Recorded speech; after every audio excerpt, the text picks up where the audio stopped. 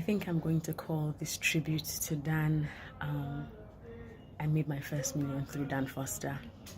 To the glory of God, I did make my first million through Dan Foster, and very interestingly, it was not the easiest decision to make, which eventually resulted in that. But I remember Dan very fondly for just always being a risk taker. You know, Dan and I had tons of memories, and I think a good place to start would be the very first day I saw him. I had no clue that I would be on air with him. And so the first few times that I went on air, Dan was like a teacher. He was teaching me how to come in. He was teaching me how to exchange banter with him. He taught me how to use the console. He taught me how to be smooth with my transitions on radio. Dan taught me how to make very good use of instrumentals and how to start an interview, how to end it. Dan also taught me how to not follow rules. I know that when we were together on the morning show, Dan would want to do a hype or like an interview, for instance, and typically clients will come with a script or a guide, and they would tell us, please go through the guide and make sure you follow it. Dan broke all those rules, and he did it very, very well, that at the end of the interview, clients would tell him, thank you for not doing it the way we said you should do it. And I have learned that Dan brought spontaneity to the radio industry in Nigeria. He brought personality radio into this country. Dan always said that it was okay to be vulnerable on radio. You could laugh, you can smile.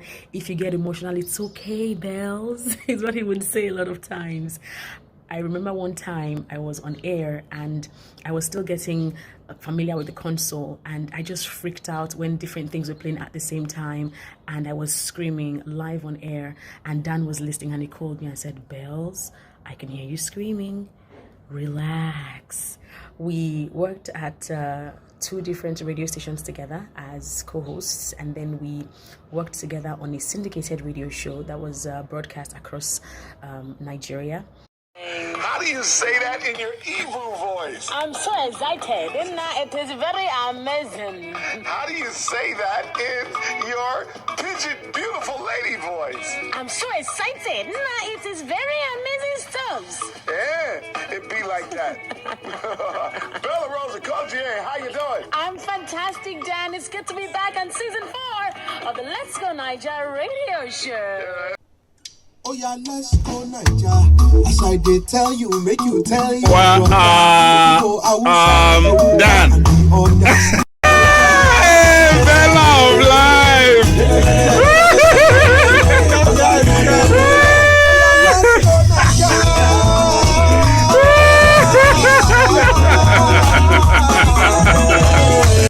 Dan literally took me under his wings. He taught me, he scolded me, he listened to me, and he was indeed a friend. He would sometimes just come up with ideas on the spot, and he was so optimistic. Dan's optimism rubbed off on me big time, and regardless of how he was feeling, a lot of the times he would just still show up for the job, and he will still be super enthusiastic about it. The way radio brought a smile on Dan's face was nothing short of inspiring. And just, being himself on the radio was beautiful to experience and be a part of. I remember very clearly when I had to make a tough career decision. That career decision that I made single-handedly turned my fortunes around as a radio presenter.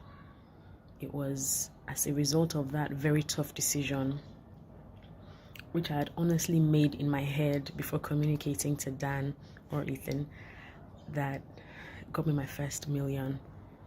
And it's a decision that I will never, regret. A couple of minutes after the hour of 8 o'clock. Good morning to you. Hi, I'm Dan Foster. Welcome to your official family radio station. Of course, you know that. Thank you for hanging in there with me. Hi, I'm Dan Foster. BellaRose, where my girl at? She's running around the building. Stick around. I'm going to be winding somebody up. Give me a call right now if you need somebody wound up. You know the number. My name, Dan Foster. And what do? I do radio well. It was a thing of pride to have my name mentioned in the same breath with the Dan Foster. I remember sometimes when Dan saw that I was getting friendly with some people, he would throw in a piece of advice. Sometimes he would awkwardly not have the right answers to some questions that I would ask, but his enthusiasm, his optimism were all so contagious.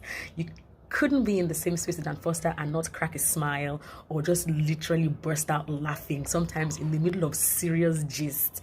People would see me sometimes and ask me about my American friend who was trying to speak pidgin English, and it was always a thing of pride. I'm like, I want to hear it, man. I want us to be like trying to get through, let people try to struggle to figure out what's saying. They'll love it. They'll get a couple of words here and there. Love it. You'll find it, man. Don't worry, you'll find it. It's like anybody be perfect. We're having fun. Just keep it high. Love is in the air. I want to feel that song while everything is going on. I don't want it in the background. I want it in the foreground. I'm sure you don't want to fight on your bed. if I Okay, Bella, come. Dan was always thinking up ideas. He would come and say, Bells, check this. And he loved production. He loved to just use sound effects to communicate a message. Dan was a walking production studio. Dan, I believe very strongly, is one of the first people to have a secular brand sponsor a Christian program. Dan made me proud of my faith on radio. It's like, Bells, you're inspirational.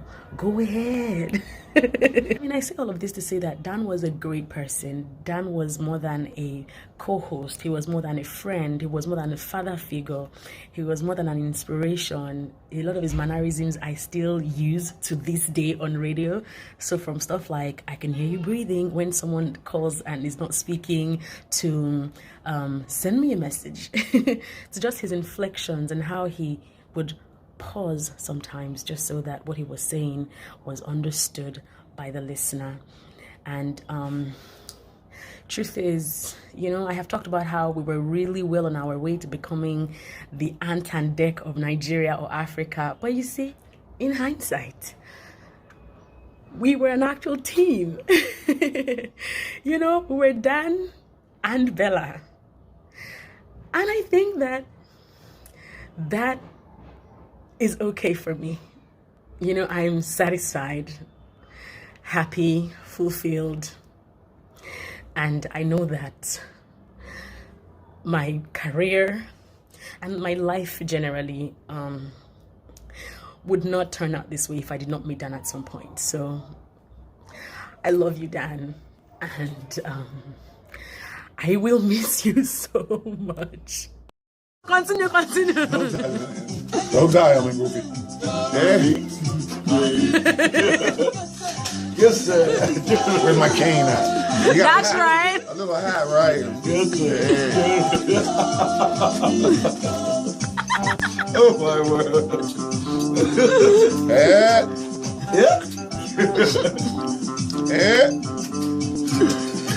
I feel like it's a carnival. The Calabar Carnival. Yeah. It has actually started. The biggest thing is to find out something that you're really good at. If you can find out something that you're good at, then you run with it. Now you know what God actually told you what you're supposed to do here on this planet. Once you know that this is what I'm here to do, then you're okay. I'm not the smartest guy that was in school, but I was hungry, and then I did a variety of things. From the brand Dan Foster, it's definitely teaching and leaving something else behind. Okay, it's being able to be exactly who you are, being friendly enough to be able to communicate it, and lifting other people up. If they're going through something, to be able to help people is what it's all about. That is a service.